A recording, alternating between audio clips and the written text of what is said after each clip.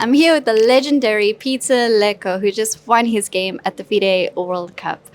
In your previous match, I spoke to your opponent, Bobby Cheng, who said that you were his role model, growing up. And I'm sure that Alexeienko would be the same. What's it like playing against these younger kids who clearly were inspired by your chess? Yeah, that's of course very nice, but they are not young kids anymore. Yeah, we see all the young kids. Yes, well, they are very strong players. Yeah, I had a very tough match with Bobby Cheng. Also, he was very well prepared, and it was very tough. But I was able to come up with a nice hidden prophylactic idea in the Petrov, and I put pressure and won a very nice game. Today's game against Alexeienko was also very tough. Because he played the marshal, I went for the anti-marshal, and it was a very tough fight. I provoked some complications. He agreed to it. He sacrificed the pawn. He was forced to, but my rook was misplaced. That was his compensation. And then it was super tough. And then it got to the time trouble. Yeah, this is what I'm not used to already. Yeah, this is the reason why my wife prefers if I don't play. Yeah, because she knows that I'm getting extremely nervous, very tense in this situation. But luckily, it worked out, and then after the time control, I was pressing, and finally I managed to convert it. Talking about this time trouble, it is a big discussion of people preferring classical chess over blitz, rapid. You clearly prefer the classical route. Of course, the more time you give me, the better. Also, one of my big problems, because I was, playing a lot of tournaments and everything when I was young and in my peak, and then we played 7 hours time control. Yeah, and for me, this crazy tension after move 40. Yeah, when my heart rate and everything is extremely tense. And so after move 40, I would love to have so much more than just 30 minutes. Yeah, because I have to walk around, I have to calm my nerves down, my heart rate, everything. And already there is the pressure. If you relax too much, you get into eternal time trouble. Yeah, so this is why I actually don't like this time control. And I feel like for my health system, it's actually very bad. Yeah, so I know there are other players who say that how can we play 7 hours? This is too long and it's too tiring, whatever. I always felt like, okay, if you give me 1 hour after move 40, yeah, for the next 20 moves, I have time to calm down. It's like a new game beginning. Yeah, so I get ready for another 2-3 hours of session, but I always have time.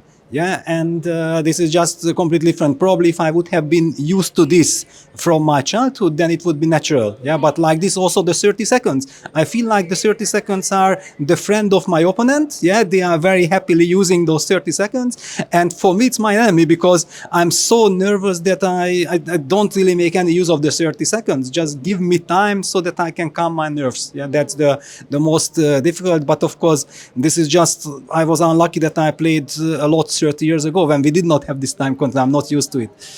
With this in mind, we have to consider the potential of tie breaks in the World Cup. How are you going to approach that then? Well, first of all, I'm very happy to be here. Yeah, I'm not calculating any games. I'm not playing for any result, whatever. I was not even supposed to play here. Yes, but suddenly, middle of September, when I was helping Vincent during the Grand Swiss from home, and then suddenly in the middle of the tournament, I got a message from my federation that, you know what, the FIDE contacted them that now Rapport qualified by rating, and there is a place. You can nominate another player, you have 48 hours or something, and then federation asked me that, Peter, we would love to nominate you. And then I felt like, okay, you know what?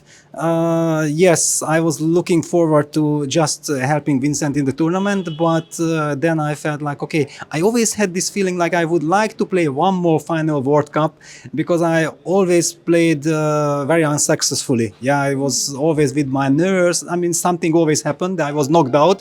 Even if I played good, even if I played badly, the result was the same. Peter is out, yeah, quite quickly.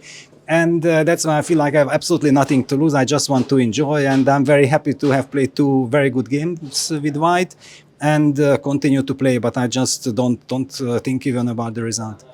Maybe that will produce really great results because you've taken the pressure off of yourself, which a lot of these players, fighting for the candidates, they are putting too much pressure on themselves.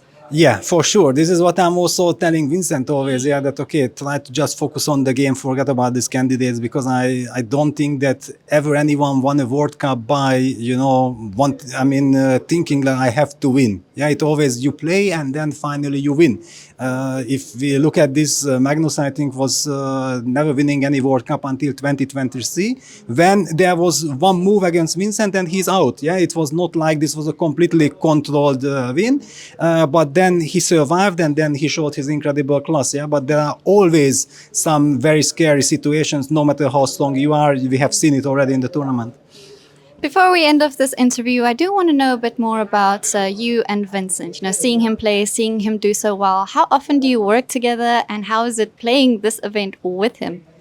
Yes, that is very special. I think one of my very last tournaments, where it was actually my last individual tournament, the Grand Swiss 2019 in Isle of Man, the very first Grand Swiss. Then we were even paired against each other. Yeah, that was the most craziest thing. Like there were not enough participants in the tournament. We had to be paired.